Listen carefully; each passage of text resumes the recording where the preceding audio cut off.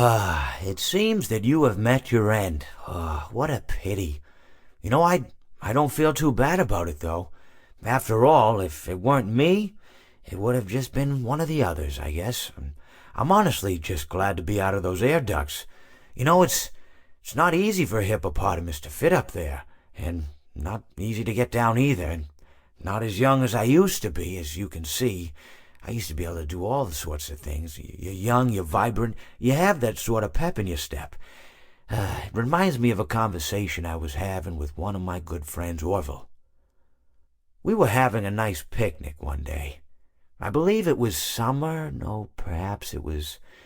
Was it the fall? Yes. It was the fall because the leaves had turned already.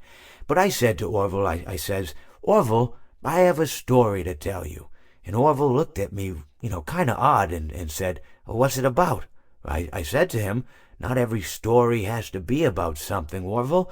Sometimes a person just wants to talk. Why does everything have to be a story?" I said to him.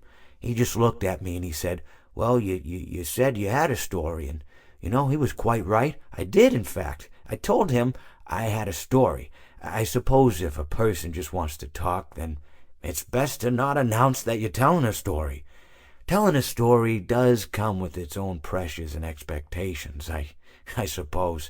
After all, if you're just talking to a friend, then there's no more expectations than if you were talking into the wind. Words by themselves aren't expected to carry, aren't expected to stick. But if you announce you're telling a story, well then, there'd better be a point to it all, No one wants to sit and listen to someone ramble on and on and on with absolutely no end in sight. So, it's good to be mindful that when you tell someone that you're about to tell a story, that you have something to say. Telling someone that you're going to tell them a story is tantamount to asking them to stop what they're doing and pay attention. You're basically saying, hey, buddy, stop everything. Stop what you're thinking. I have a solution to everything.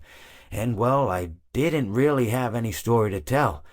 In hindsight, I probably just misspoke when I said that I had a story. I think it would have just been better to tell Orville that I wanted to tell him something rather than tell him that I had a story. But even then it might have put too much importance on the whole thing. Either way, it was quite a nice day. I remember that we were drinking tea.